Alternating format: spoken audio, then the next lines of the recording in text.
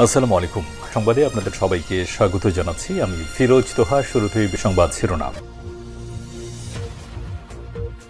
বাংলাদেশের সর্বশেষ গুরুত্বপূর্ণ আপডেট সংবাদে আপনাকে স্বাগত। শুরুতেই সংবাদ শিরোনাম, পরে বিস্তারিত। শুরুতেই জানিয়ে দিব, দ্য হিন্দুর প্রতিবেদন, যুক্তরাষ্ট্র যুক্তরাজ্যের পর এবার কোথায় আশ্রয় খুঁজছে হাসিনা। ছাত্র জনতার গণবিক্ষোভের মুখে গত সোমবার ভারতে পালিয়ে যায় সাবেক প্রধানমন্ত্রী শেখ হাসিনা। সেখানে তিনি স্বল্প সময়ের জন্য আশ্রয় নিয়েছেন বলে জানিয়েছে ভারত। দিল্লি থেকে হাসিনা যুক্তরাষ্ট্র যুক্তরাজ্য সহ বিশ্বের বিভিন্ন দেশে আশ্রয়ের জন্য আবেদন করেছে, কিন্তু শেষ পর্যন্ত যুক্তরাষ্ট্র সহ যুক্তরাজ্য পশ্চিমা বিভিন্ন দেশ থেকে হাসিনার আশ্রয়ের আবেদন প্রত্যাখ্যান করেছিল। এবার হাসিনা ভারত থেকে আসলে যাবে কোথায়? শেখ হাসিনার যাওয়ার কোনো জায়গা খুঁজে পাচ্ছে না।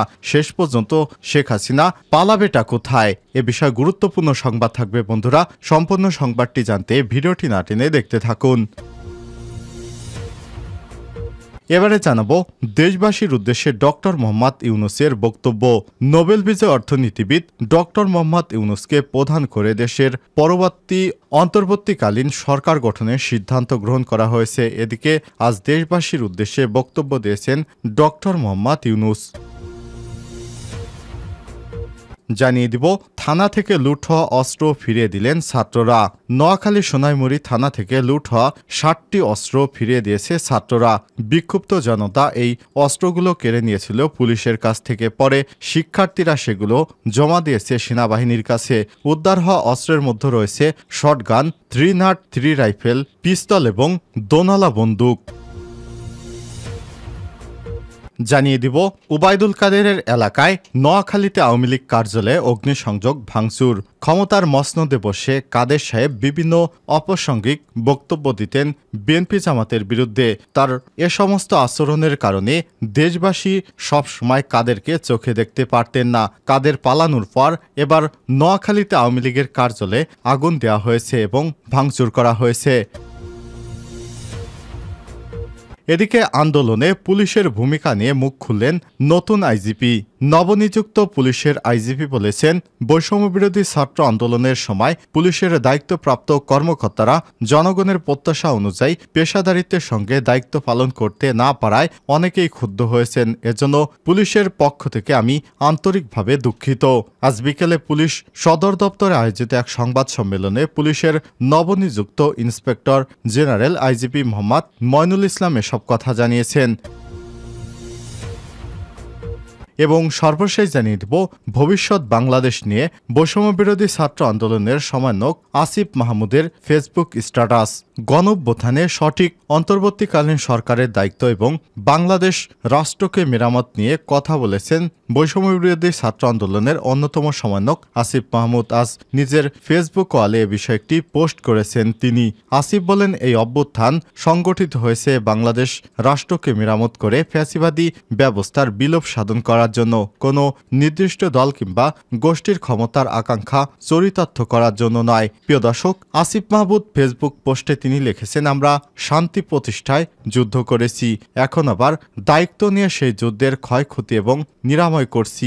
এছাড়াও ভলান্টারি অ্যাক্টিভিটির মাধ্যমে দেশের দায়িত্ব নেওয়া ছাত্র জনতাকে স্যালুট জানিয়েছেন তিনি। আসিফ মাহমুদ ফেসবুক পোস্টে যা যা লিখেছেন সেটি হুবহু তুলে ধরা হলো। প্রিয় দর্শক, এতক্ষণ শুনছিলেন সংবাদ শিরোনাম, এবারে বিস্তারিত। তবে তার আগে বন্ধুরা অনুরোধ থাকবে সংবাদটিতে একটি লাইক দিন। আর বন্ধুরা, এই চ্যানেলে আপনি নতুন হয়ে থাকলে সংবাদটি দেখতে দেখতে চ্যানেলটি সাবস্ক্রাইব করে রাখুন, যাতে করে আমাদের পরবর্তী লেটেস্ট আপডেট সংবাদগুলো সবার আগে আপনার কাছে পৌঁছে যায়। এবারে বিস্তারিত। আর কমেন্ট করে জানিয়ে দিন এই সংবাদ সম্পর্কে আপনার মূল্যবান মতামত। দ্য হিন্দুর প্রতিবেদন, যুক্তরাষ্ট্র যুক্তরাজ্যের পর এবার কোথায় কোথায় আশ্রয় খুঁজছে হাসিনা। ছাত্র জনতার গণবিক্ষোভের মুখে গত সোমবার ভারতে পালিয়ে যায় সাবেক প্রধানমন্ত্রী শেখ হাসিনা। সেখানে তিনি স্বল্প সময়ের জন্য আশ্রয় নিয়েছেন বলে জানিয়েছে ভারত, কারণ ভারত তাকে দীর্ঘদিন রাজনৈতিক আশ্রয় দিবে না।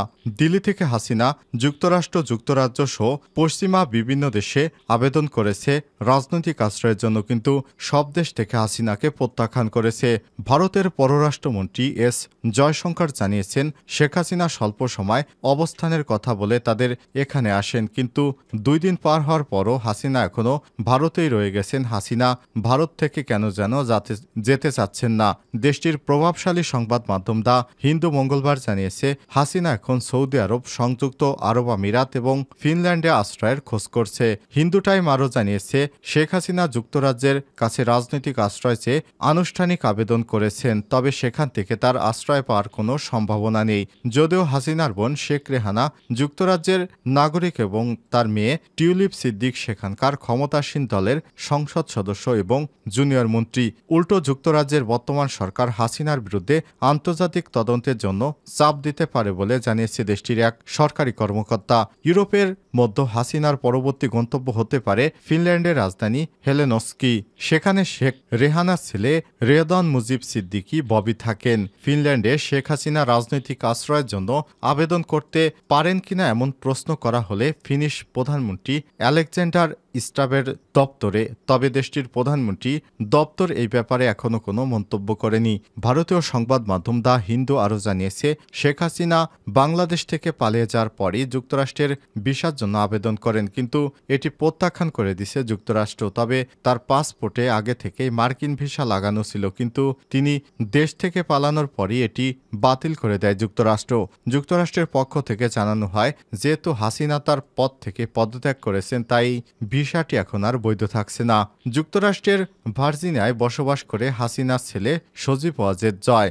যদি হাসিনা দেশটিতে যেতে পারতেন তাহলে তিনি হয়তো সজীব ওয়াজেদ জয়ের বাসায় থাকতে পারতেন। দ্য হিন্দুর প্রতিবেদনে আরও জানানো হয়েছে, শেখ হাসিনা যদি বেশি দিন ভারতে থাকেন তাহলে এটি ভারতের জন্য বিব্রতকর হবে, কারণ বাংলাদেশের নতুন সরকার শেখ হাসিনাকে বিচারের মুখোমুখি করতে চাইবেন। এ কারণে তারা ভারতকে চাপে ফেলতে পারে। সুতরাং ভারত থেকে হাসিনাকে খুব দ্রুতই তারা সরিয়ে দিবে। ঠিক এই কারণেই শ্রীলঙ্কার সাবেক প্রেসিডেন্ট গোতাবায়া রাজাপাকসে আফগানিস্তানের সাবেক প্রেসিডেন্ট আশরাফ ঘানিকে ভারতে আশ্রয় দেয়নি নরেন্দ্র মোদী।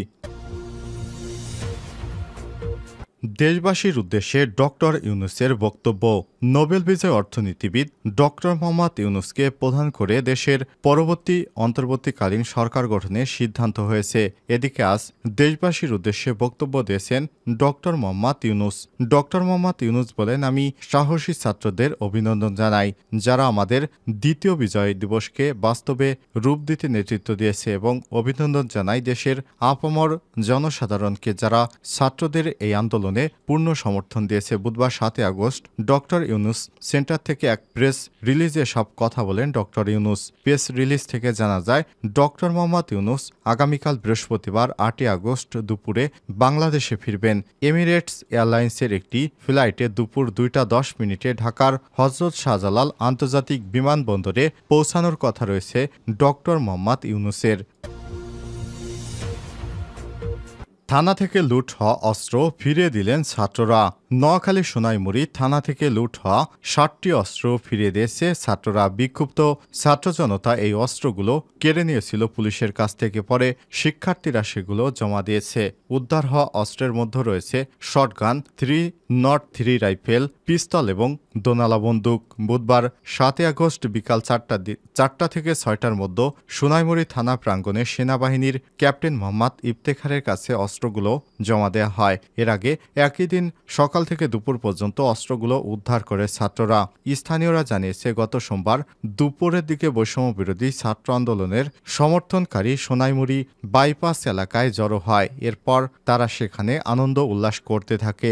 বিকেলে 4:45টার দিকে আনন্দ মিছিল থেকে কয়েকজন সোনাইমুড়ি থানায় ইটপাটকেল নিক্ষেপ করে। ওই সময় থানার ভেতর থেকে পুলিশ গুলি ছুড়লে ঘটনাস্থলে একজন নিহত হয়। এরপর উত্তেজিত জনতা সংঘবদ্ধ হয়ে থানা ঘেরাও করে হামলা ভাঙচুর চালালে অনেকেই গুলিবিদ্ধ হয়। পরে উত্তেজিত জনতা থানা ভবনে আগুন ধরিয়ে দেয়। এ সময় আরও শতাধিক লোক আহত হয়। এতে 4 পুলিশ সহ 8 জন মানুষ মারা যায়। ওই সময় বিক্ষুব্ধ জনতা সোনাইমুড়ি থানা থেকে বেশ কয়েকটি অস্ত্র লুট করে। পরে শিক্ষার্থীরা 60টি অস্ত্র উদ্ধার করে জমা দিয়েছে।